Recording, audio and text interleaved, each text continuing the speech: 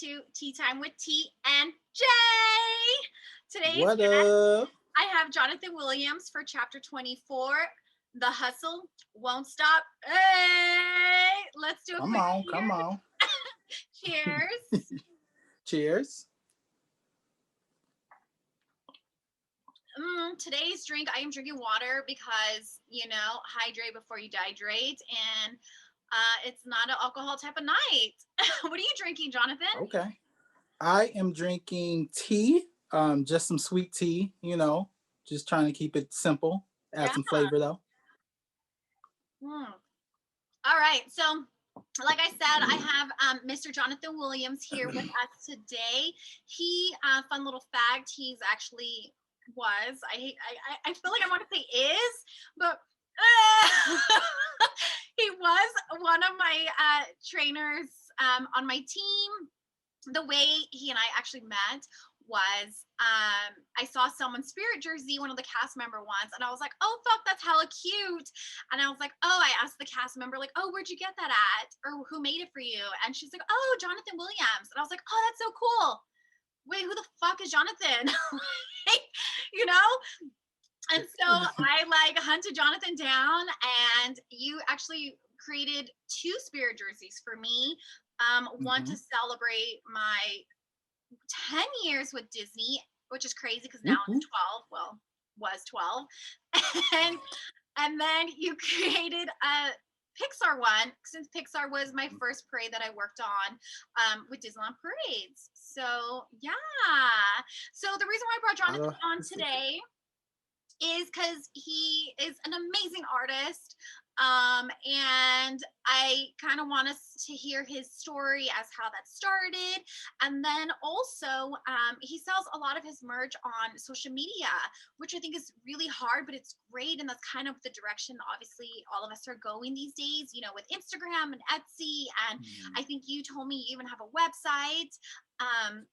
And then one of the biggest keys that I wanted us to kind of hit home with today is Blaine, oh my God, he he being a Black man selling merch during the Black Lives Matter movement. So that's kind of give everyone a backstory. Johnathan, if you kind of want to go ahead and take it from there. Okay, so what's up, y'all? My name is Johnathan, of course. I am originally from Oakland, California. I was born and raised in the Bay, so I am a Bay boy. I didn't move out here until like probably 3 years ago or something like that when they brought Pixar Play Parade back to Disneyland. That was my first parade, so that's when I first moved to SoCal. But yeah, I was born and raised in Oakland. I lived with my grandmother and my mom in a large women household. So I grew up around tons of women. So I'm all about the power for the Yeah. women. Um, yeah, like growing up, like obviously, like a lot of people out there, we didn't have a lot of money. So for me as a kid, the main thing that I would do, because I didn't have money but I always wanted to give people stuff, is I would draw or I would make cards like by hand. And so like I've been doing that ever since I was little. And the older I got, the more people would be like, oh, let me like pay you for making me a card or make me a shirt. And so literally, like ever since I got out of high school, like I've just been like hustling. I've only actually had like 2 legit jobs. I was working for Kaiser Permanente for like 8 years doing educational theater. And then the other one was Disney. So those are the only like 2 paycheck jobs that I've had. Everything else has just been like hustling. And I mean hustling, I mean like hustling for real. Like I used to make mixtapes on my computer of the best songs that was out. And I'm telling you, I got like so many mixes on my old computer. And I would literally go on the corners. I would go to gas stations. I would go to malls. I would just sell all my mixtapes. I was so popular in the hood because everybody wanted mixtapes from me. So literally, I was doing all this because I didn't have no real job. Because I'm an artist, and I don't know, something about just like being behind the desk. Not to knock anybody, because if you can do that, then you're amazing. But Okay. like You you gotta are watch what you're amazing. saying. You are amazing. Let me put that out there. Put that in bold. We're gonna put some little subtitles over here. You are the whoop. Yes. But for me, like, I don't know, just I'm an introverted person. So I don't know. I'm introverted, but like I'm also a performer. So like every time my grandma would be so surprised when she would like come see me in a play or like doing a parade or something like that. She would always be like, "Oh my God, I didn't know this side you had this side of you because you're always so quiet at home and around people. You're always so quiet, but when you're performing, you're a whole nother person." And I feel like that's kind of how my art is too. Like people usually don't know, which is kind of like a downfall for me. Like people don't know like what I do or how much I have to offer because I'm usually really quiet about it. But when I do put myself into my art or into my work, like hopefully it's seen. And then when coming down to SoCal was kind of a trip because in the Bay, doing art can be tough. Like everyone out there is like creative and they have so many different ideas and products and people are making art in all kinds of ways. So like coming up in that community is like kind of competitive and you got to think outside the box. And so coming down to SoCal and trying to push my art out here was kind of a culture shock too, just like the difference of like how people act in Yeah. SoCal and NorCal, even though we're both Cali, we're No. we're still so different. It's like I had to like really like that's why like most of like probably when I met you and like when I met other people, like people didn't know who I was because I was still trying to figure out like where do I fit in? Like how is the culture out here? That was like really tough. But one thing that I know how to do is art. So um I feel like blending into SoCal with my art was kind of a natural fit. And it's just so funny too. Like the first Spirit jersey that I did was for myself.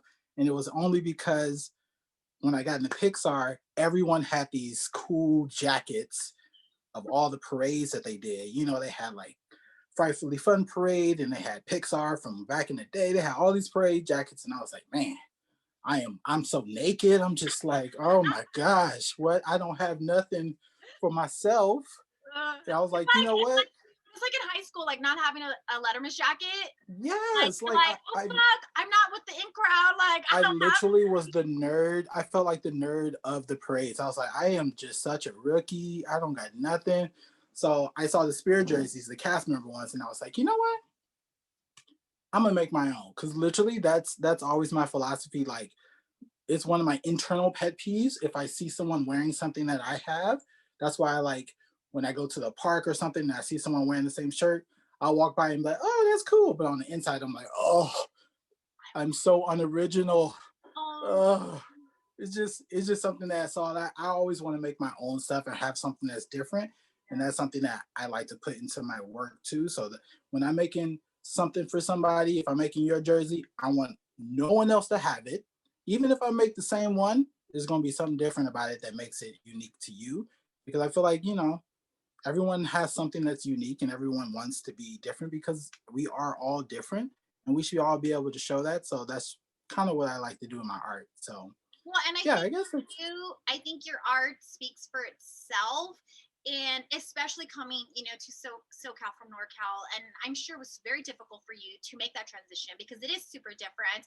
And I come from mhm, Fresno. We're not the Bay, but we're like the Central California, so we're like right in the mhm, center. So we kind of have like a little mixture of both. So yeah, I get it. But with your art, like I said, it sells itself too. Like especially at Disney, and I think that was such a smart move for you to create your own Spirit jersey. Because now you're fucking booming. Like, you know what I mean? and it's really crazy to think about like when I made that jersey, like I had no intentions of like that being like a platform to like make other people's jerseys. Like I just did it because I wanted to show or have something to represent that I was in this parade and like, hey, like this is my team jacket. Like Yeah. I can say if I left, I can say I did something. But you know, it caught on, and people are starting to like them, and they're catching on. Hopefully, inspiring other people to follow their creative paths in life. But Yeah. yeah, it's definitely a shock. It definitely came out of nowhere, but I'm definitely grateful for all the love. So okay, so now you did your mixtapes. You came from the Bay. You started doing art pretty much right. You said out of high school. I think you said. in Yeah, my I mean, like I've done art for like since I was a kid, but I didn't start really like making money off of art until like I got out of high school, and then people actually started paying me for it, and I was like, oh, okay, I guess I can like keep. This might be something. This might be something, and I've literally been doing it ever since. That's insane. Okay, so now we're at Disney. You created your spirit jersey. Was it an instant success? Like getting Disney merch out there, or did it like did you have to hustle to get this clientele? Yeah, I mean, like it absolutely wasn't like an overnight success. Like I've been hustling like ever since I started the page.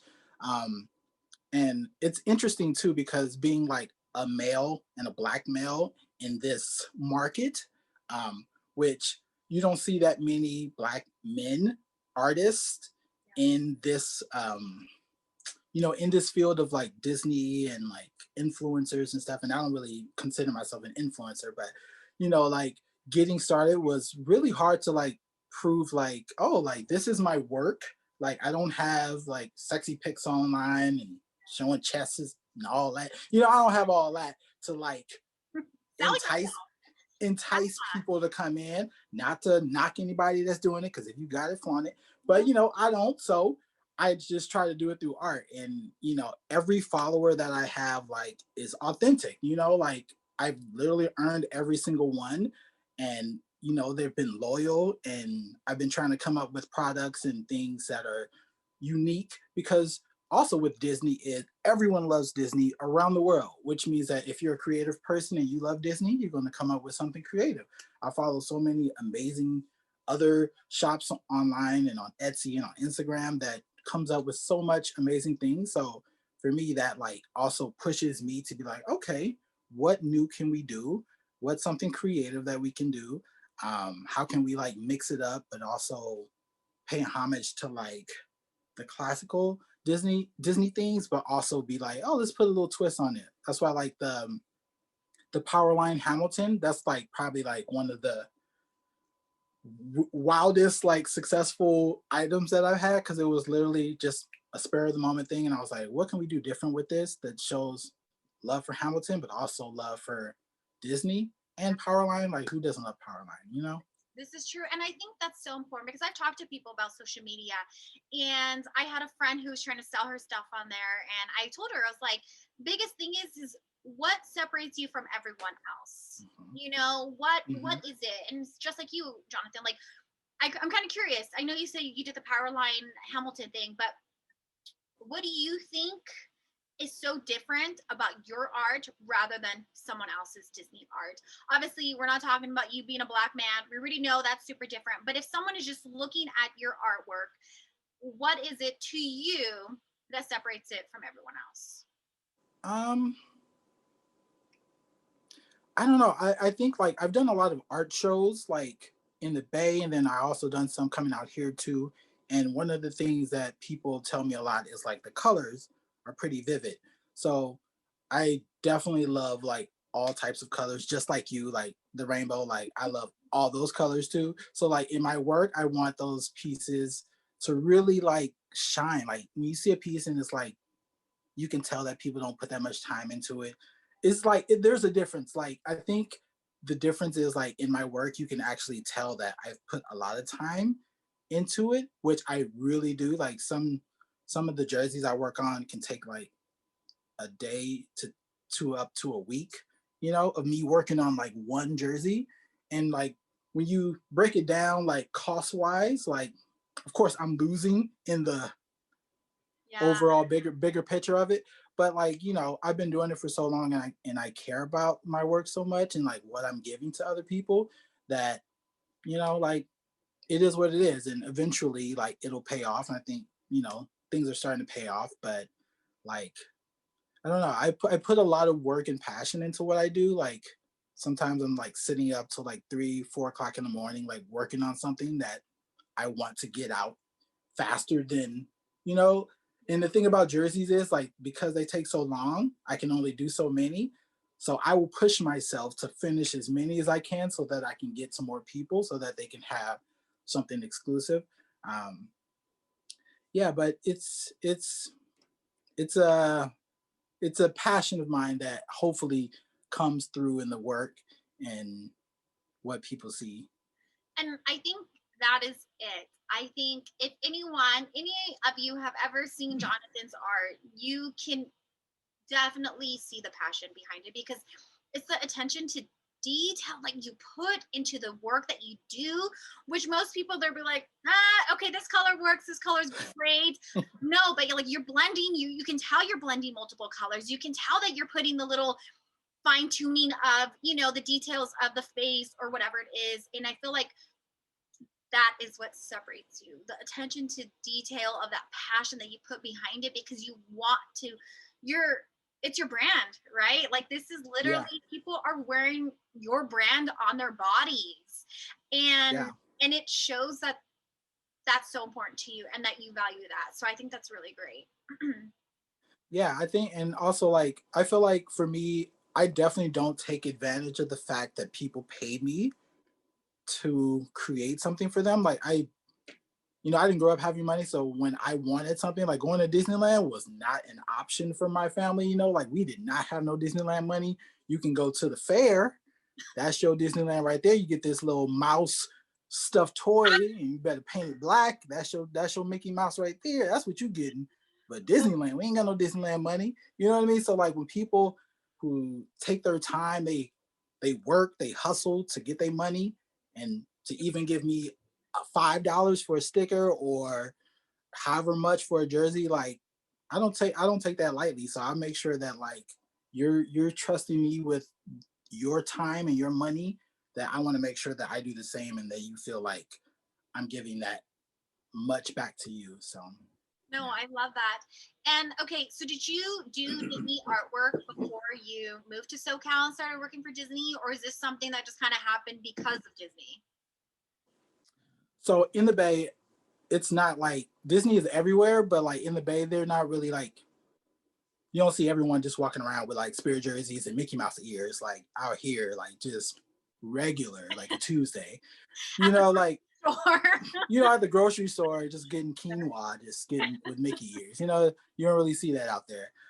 So a lot of the stuff, like one of my first jobs was I worked in a t-shirt shop doing airbrush, where I learned how to do like airbrushing and like heat press on clothes. So I would do a lot of like airbrushing and in the Bay, like because crime is everywhere, but in the Bay it's like a lot. So I would find myself doing a lot of rest in peace and memorial like t-shirts and stuff like that, like a lot. Like it would happen so much. Like every once in a while you get like some birthday shirts, or we going to a Chris Brown concert, so you do a little Chris Brown shirt or something like that.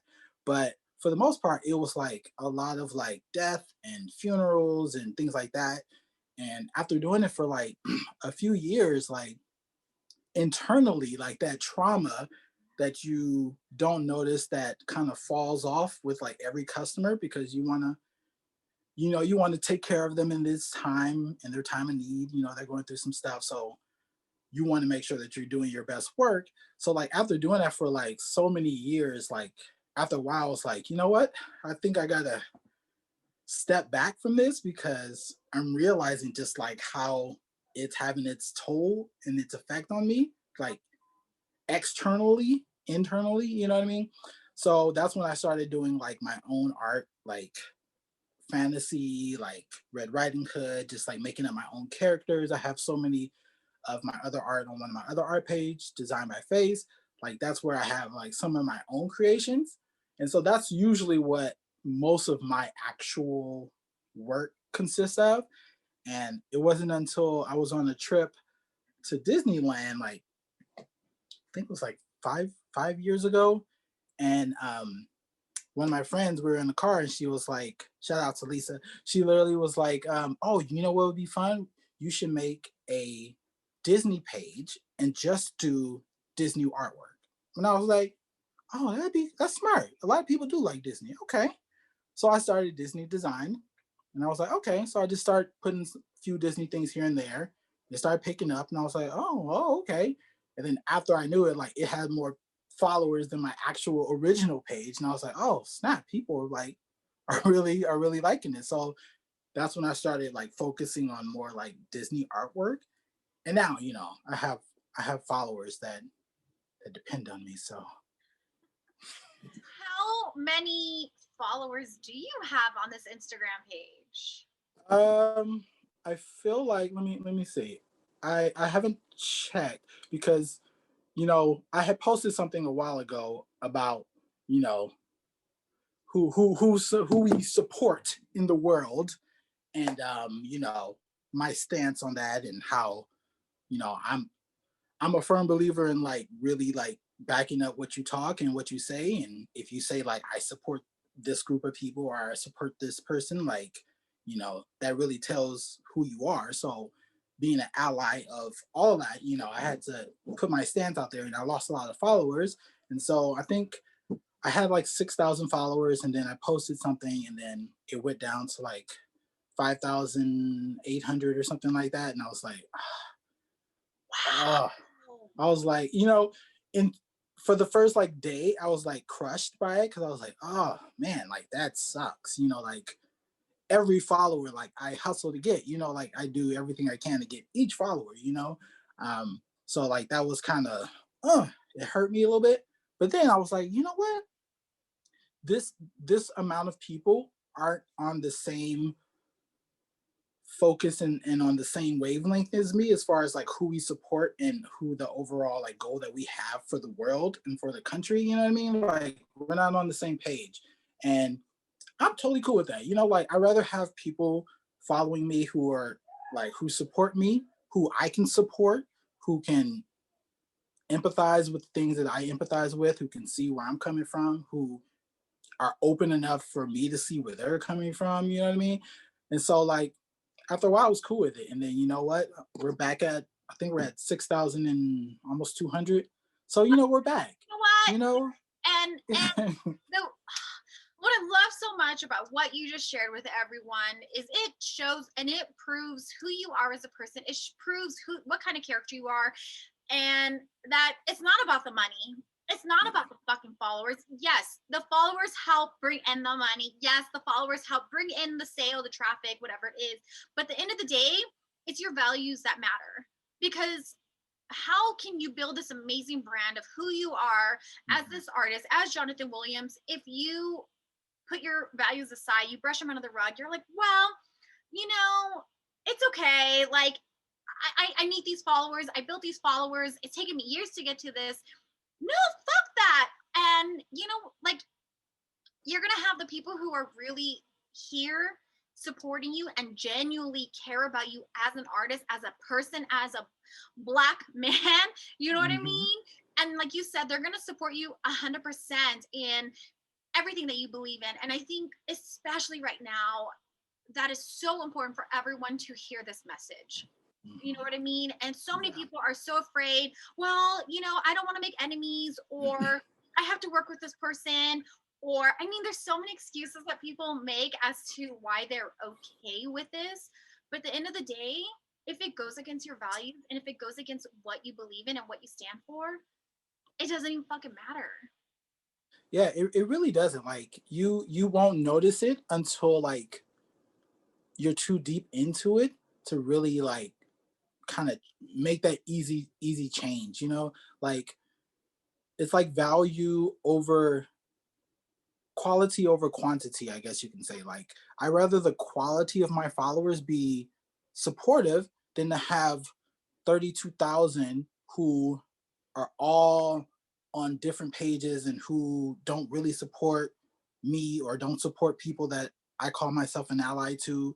Like I want everyone who's following me to be on the same wavelength, so that we're stronger in numbers. Like if I'm posting something about the LGBTQ community, and we need to repost this, I know that my followers are on the same wavelength, so they're going to repost it because they're feeling what I'm feeling.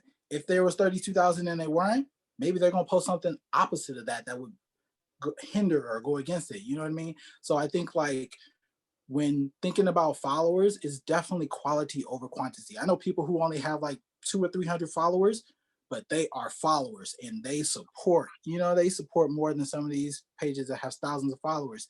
So I think like the quality of who you are definitely will attract the same type of people. Because if you are putting on something that ain't you, you're going to attract those type of people. And then you're like, wait, why are these people hitting me up or coming at me or talking to me this way? Because that's what you're putting out there. Like you're putting yourself out there in a type of way. It's going to attract that type of person. So you got to really be who you are. And if you lose followers for it, you're going to get them back. Like it doesn't matter. Like there's so many people out in the world that followers are, they're just people who are trying to find someone to follow. So make sure that they're following you and not someone that you're like putting on to be. Can we get like a mic drop? Okay, so I think everyone fucking listen to this. Like, this is legit. This is the real talk. Because the hustle won't stop. The hustle won't stop. All right. So we touched a little bit about Instagram. We touched about, your journey through art and all this stuff, your followers. All right. So now, if you're ready for it, let's kind of dive in regards to the Black Lives Matter movement. How did that impact you? Did that affect you at all in regards to your art, to your page, to you personally? Yeah, let's just dive in. Yeah, I mean, like obviously, like I said, I grew up in Oakland, so there's a lot of violence in the streets of Oakland and surrounding cities in the Bay Area, the world, to be frank. So literally, all of this, most of the stuff that you see in the news and in headlines and on Instagram, social media, like I've been through almost all that stuff. Just and the thing that's so crazy about it is like growing up, people, would call me a square or something because, I don't smoke or drink, I don't really be at clubs like that.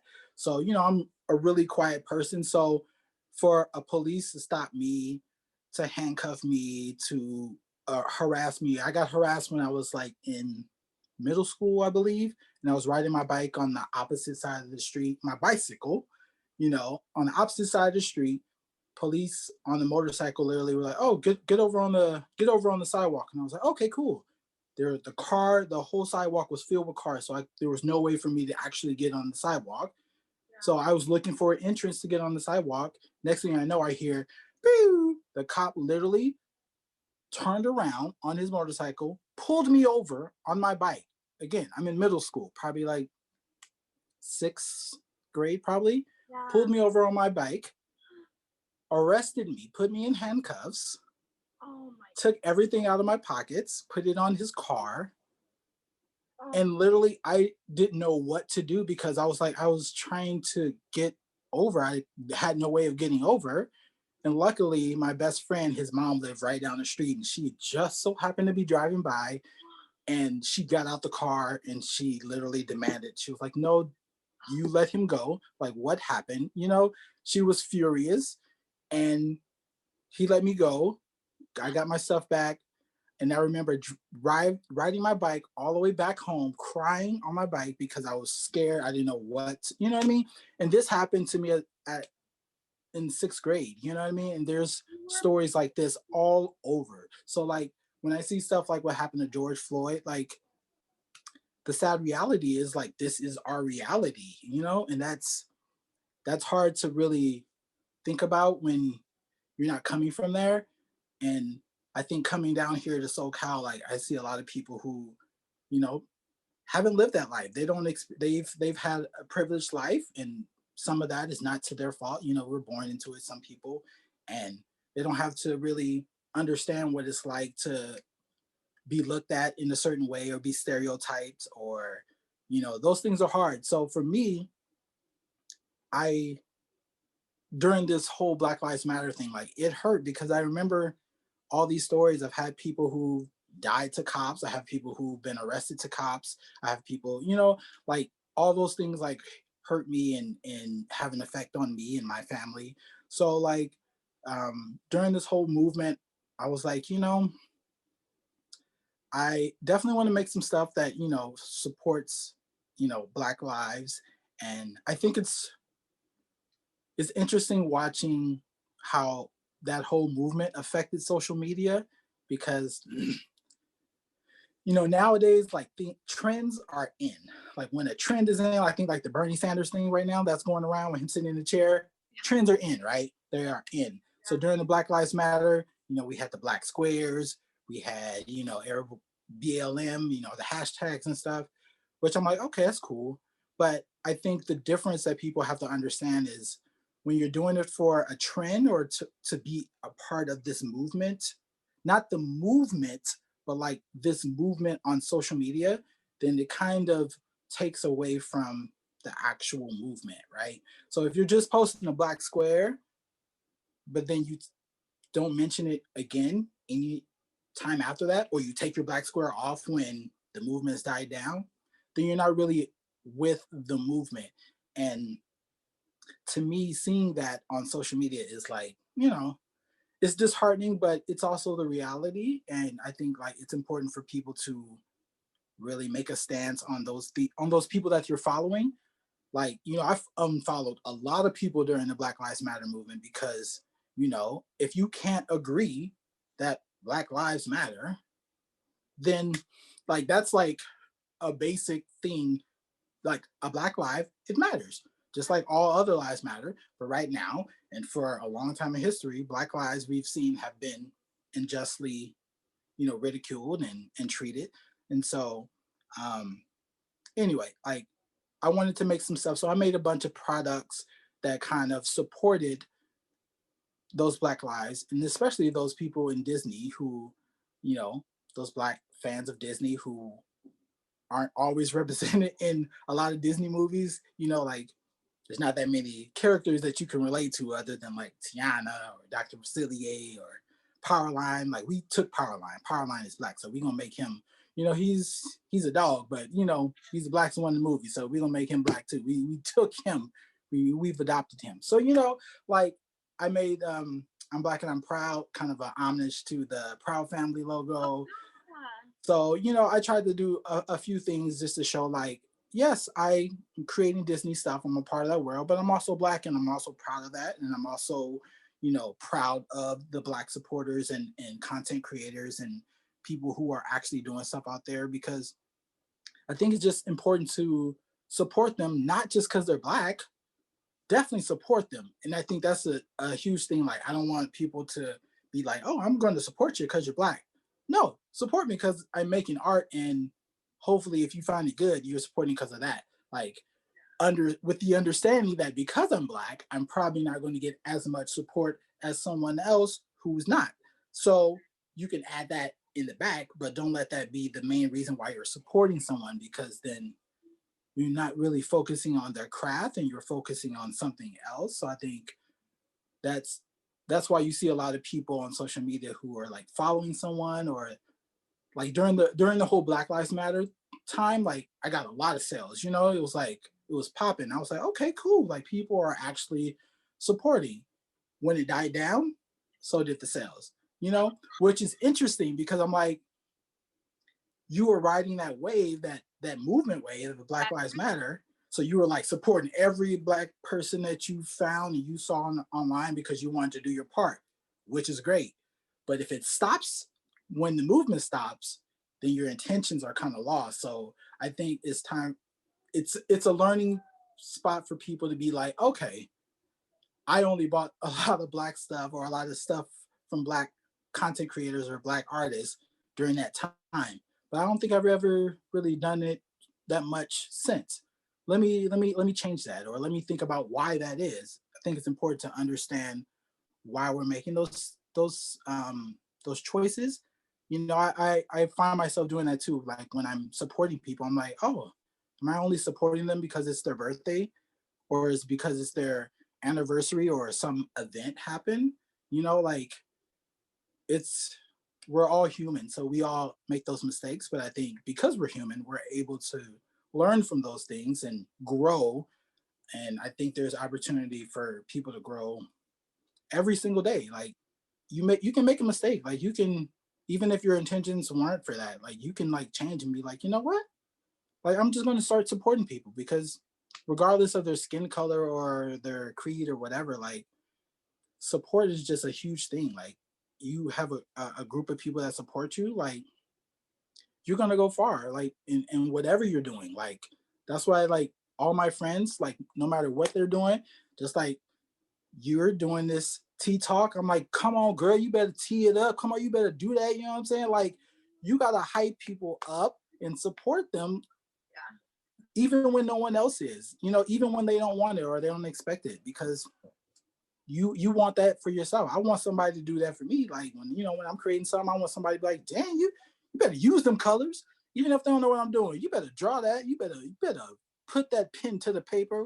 You know, like that's how you want people to do for you. So like find those opportunities to do that for other people, because I guarantee you hype somebody up, they're just going to be better at whatever they're doing, and you got better people in your circle, then your circle's going to be good.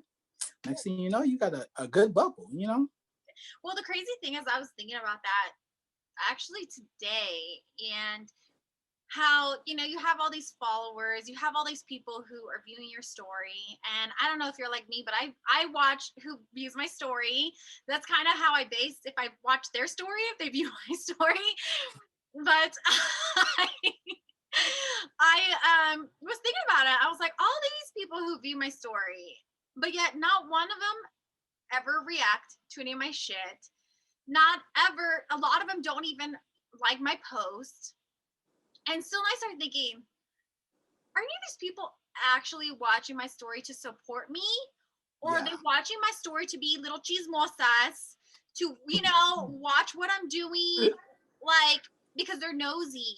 Mm-hmm. And so I started thinking, like, I try to comment on people's shit. Like, I always try to react. Even if I don't type something out, I react to it. I heart it. I Mm-hmm. do what I can, because to me, that's my way of showing, like, hey, I love you. Hey, I'm watching your shit. Hey, I support you. Mm-hmm. But when you don't, when other people don't do that, it's like one of those things like, okay, you're right. Like, is this just because you're on my social media? Are you really Yeah. actively paying attention? What are your intentions on my social media? And I think when you said that word intention, that's something I've been trying to focus on the last like 2 years. Mm-hmm. And it's true, when your intentions are clear and you have that clear understanding, things kind of fall into place. But it's the people who don't, and they don't think about it, right? Like you Mm-hmm. said, I was thinking too, because right now they're posting how Michelle Obama and Kamala Harris had nothing but black designers for what they Mm-hmm. were wearing during the inauguration. And I was thinking, it's going to become a trend again, where oh, we hit 30 minutes, but it's going to become a trend again, where people are going to start shopping for the black designers or merch because they made it. But I hope that they didn't do it because, hey, let's make it a thing, but that's something that they believe in. You know what I mean? And they want to support these designers for the right reasons, for the right intentions, not Mm-hmm. just let's make it another movement. Yes. And Yes. I think that you have to be very conscious of it, even with the whole all lives matter, black lives matter movement. I will be completely honest with every one of my viewers and you, Johnathan. When it first came out this last season, I was like, I don't get it. All lives do matter. I think I even got in an Mm-hmm. argument with one of my good friends about it, because I told him, I was like, I don't understand. Like, I am one of those people who don't see color. And I know that sounds stupid, but I mean, I've been around every ethnicity my entire fucking life. I've been a dancer. I was a hairdresser. I've done everything where I'm surrounded by, blacks, Asians, whites, Mexicans. I mean, literally everything. And so I never paid, I'm not saying I didn't pay attention, but to me, I love people. Anyone who knows me knows I love you for your heart. I love you for your soul. I don't love you for your color of your skin. I don't love you for, what you eat or how you were raised or your culture. Like, Mm-hmm. I don't love that. Like, that comes along with you as a person. So it took me really educating myself and researching and reading up on it and listening to people on social media, the black men and women who were discussing the movement, is to when I was like, I get it. I 100% get it. It has nothing to do with that saying that I don't matter or my husband doesn't matter who's a white man. It's saying in right now, not saying never any other time, but right now, what we are trying to focus on and make the change for is our Black community. And I, like I said, it took me time to sit back and reflect and be like, okay, I understand. I do have to see color because people are treated differently. And the crazy thing is, my husband, earlier last year, him and his family were speeding somewhere on the freeway, and this cop drove next to them and literally flashed the fucking flashlight in their car and noticed that they were white. Fucking 4 white people, blue eyes, at like midnight, speeding on the freeway, and my husband was appalled because once again, you don't realize, you don't pay attention unless you know someone brings it up, and he was like, "Oh my god!" Like, and I asked him, I was like, "Wait, do you think the cop did that because you guys are white?" He's like, "Damn right, he did it because we're white," and that's what opened his eyes, and he was like, "Oh my god, they're right. We are privileged just by our fucking skin color." And not saying that my husband's racist or anything, or I'm racist, nothing like that, but it's one of those things that you have to think bigger, you have to think broader, and that opened his eyes, which then opened my eyes, and I was like, oh my god, like, you're so right. There was one time we were at Walmart, and I think I talked about it one of my other tea times, but this white man told me to go back to Mexico. Mind you, I don't even speak Spanish. Like, I said, she's what's up, because I know shit like here and there, but like, you know, I don't know Spanish. Some people think I'm white because my skin is so pale. But the fact that he told me that, I remember I was crying hysterical, and I was so terrified, and I was so scared. And that was just one moment that I can remember. So only imagining what you went through at the age of, like, you know, 10 or whatever you are in junior high, and you know, everyone else who has gone through this their entire lives, like, that's why this is important. You know, like you said, you have that empathy and you put yourself into their shoes. Like, what must that be like to be, you know, a Black woman, a Black man in society, and literally fighting just for the color of your skin? You're not just fighting to live, you were literally fighting for the color of your skin. And that's where people who aren't Black, who have to take a step back. And this is what pissed me off about the whole all lives matter fucking bullshit, and blue lives matter about the fucking cops and all this shit, where I was so pissed because I was like, no, you guys, please be empathetic. Put yourself in their shoes. Just imagine what you guys have gone through your entire fucking lives, your ancestors have gone through, for doing nothing. You were riding a fucking bike down the damn street. You know, and I don't mean to go on a tangent because I can go on. No, you good. You good. But you know what I mean? It's just one of those things where it's just like, people have to put love first.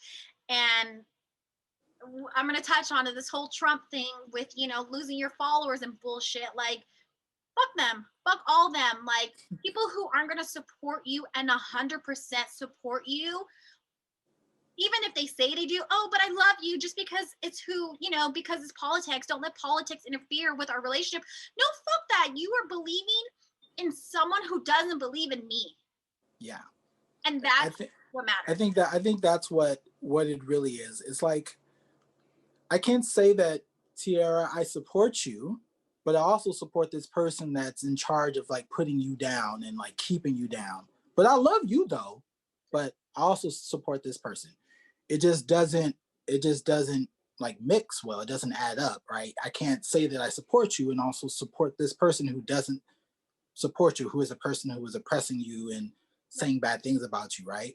So I think it's just an opportunity. And just like you said, like, for me, like, when I worked at Kaiser, I worked with students from like K through 12 to junior college, and like doing plays and like actually talking to them. And I think it's just the opportunity, like, everyone has to, one, forgive yourself for the stuff that you don't know, or the things that you didn't know, or that you've done. Like, we're human, like, forgive yourself. Like, it's fine. Like, when someone says, like, oh, I used to be this, or I used to say this, or I used to think this way, but now I'm trying to learn, I'm trying to do better, I'm trying to reconcile with my own self and for my actions, like I can't be mad at that. I can't be upset that something that you said in the past. Like, did you learn from it?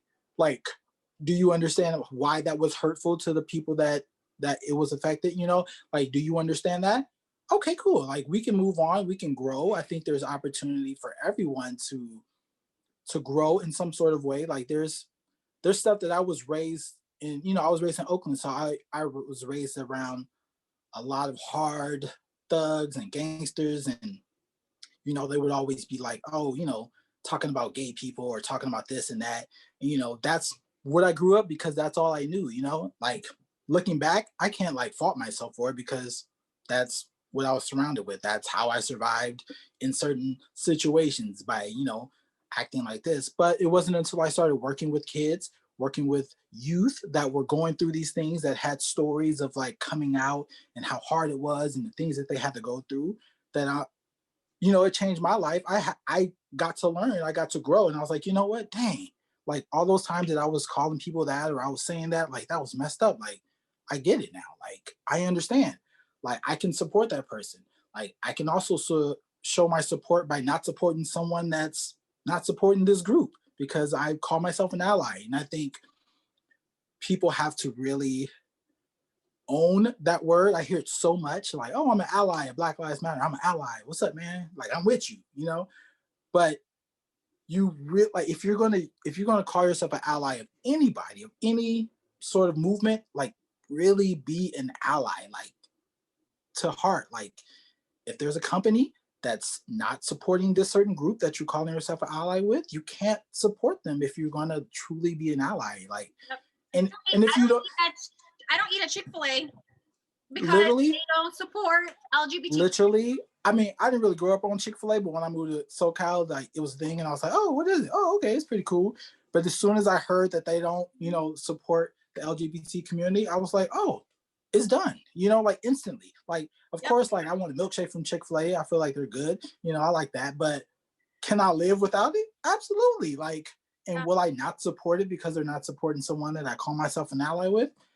Absolutely. Like those are the things that we have to do as a community to like really grow and move on. Like it's hard for someone to really trust and believe in you if you're not showing it through your actions. You know what I mean? Like you can't tell someone you support them, but you're also supporting someone who is oppressing them or who is holding them back in some sort of way. So it's It's a battle. there's room for growth. There's room for growth. We all are capable of it. Sometimes we have to do some self-reflecting. That's cool. Sometimes we need to ask for help. All that's cool. Like it's all okay. Like we all are human beings. We all have space and room to grow. We only have one life, so you might as well grow. You might as well learn every single day. No one knows everything, so you know, yeah, it's just there's room to grow. Well, I love that, and this is great. But we're definitely Oh, I know we're over time. Yeah, we kept y'all up. We kept y'all up. I hope y'all drunk all y'all tea. Y'all watching with us. Y'all probably drunk by now if y'all got some drink in there, because hell yeah. we've been talking. And this is coming from the guy that doesn't drink. You know what I mean? But if you do, you probably drunk by. You probably lit right now, so you can watch all the tea time since you already lit. Just watch all of them. Just watch the whole first season. Come back for the second season. Watch this over again. Then go to the shop, get some stuff, wear it while you're watching tea time. Keep it going. Just keep it going. I love it. All right, Johnathan. Is there any advice that you would give to someone who is kind of lost with their art and doesn't know what to do next? I would say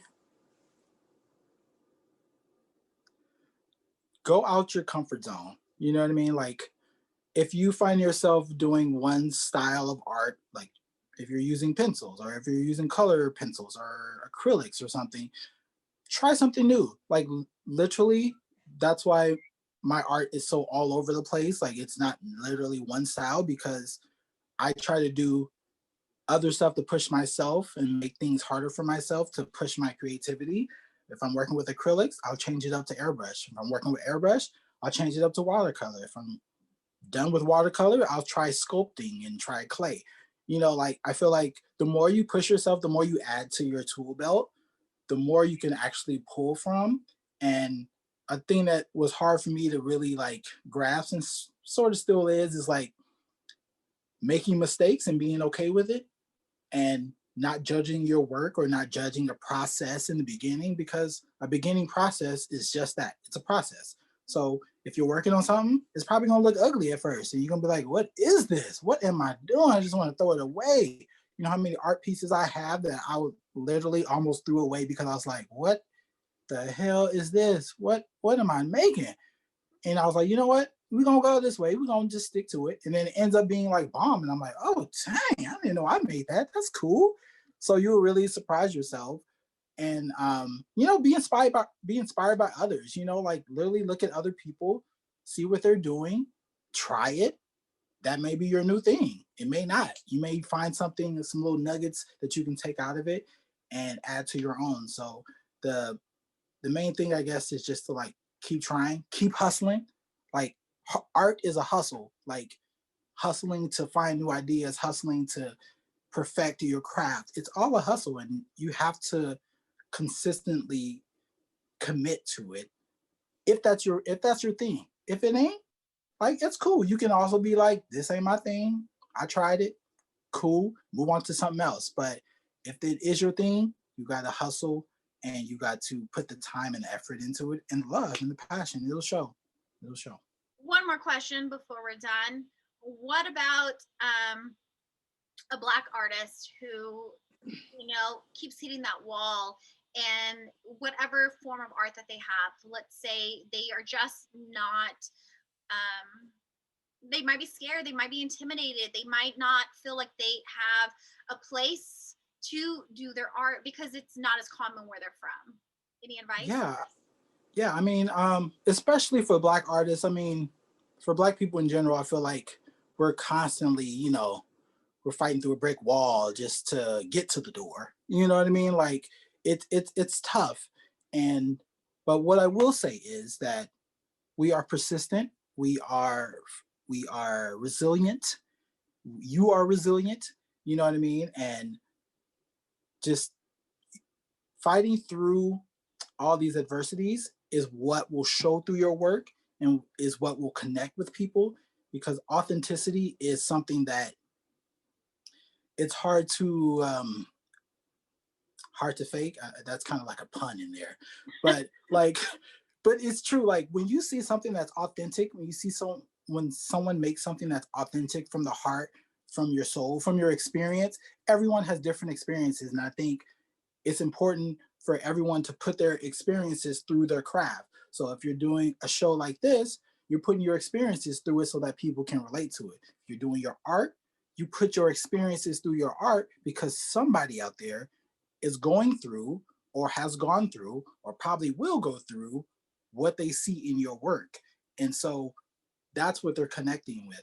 So no matter how little, how small, how different, my story isn't like this person, or I don't have the coming up like this person, like that doesn't matter because your experience is unique and people want to see that. So whatever you're doing, whatever your craft is, put your experiences and put your passion through it. And I guarantee you that someone will see it. They will show that to someone else who's going through something like that. And there's so much that we have in common out there that you don't even know who's going to see it. Someone's going to pop up and be like, oh, I saw your work from this person and I want to buy it. You know what I mean? Like everyone that's bought my art has been someone that I have never expected them to buy it. Like I created a piece for a type of person that I thought like, oh, I think this type of person would buy this. And I go to an art show and some random person buys it and tells me their story of how it connects with them and how it reminds me of their father. I'm like, oh dang, like I would have never thought that. And that's exactly like what our experiences does. They connect us with each other.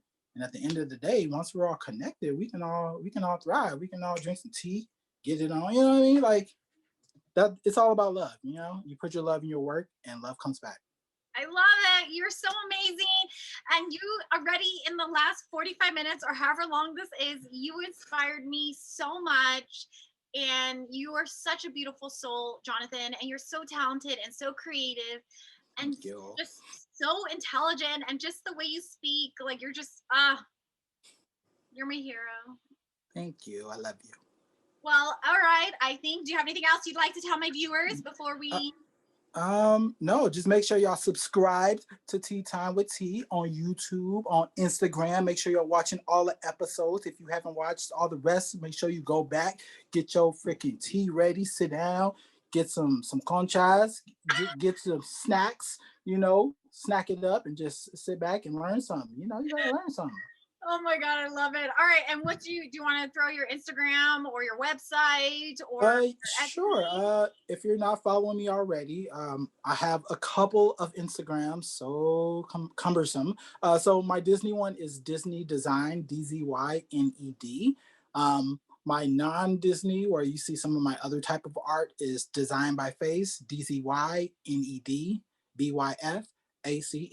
And then my acting one is Johnathan for Real, Johnathan JOHNATHAN for REEL, Johnathan for Real. Get it? Yeah. So and then I have a website, designbyface.com, where you can see I have some exclusive products on there, like my Disney Lotteria, stuff like that. Yeah, if you're not doing anything and if you feel like following somebody, you can follow this guy. He's pretty cool. As he casually sips that tea. You got to sip that tea on tea time. Alrighty, well, I want to thank everyone once again for joining me for chapter 24. The hustle won't stop. Hey! With Johnathan Williams. Let's take our last cheers. Cheers. Cheers. All right. Well, thank you again for watching Tea Time with T and J. Bye. Bye, guys.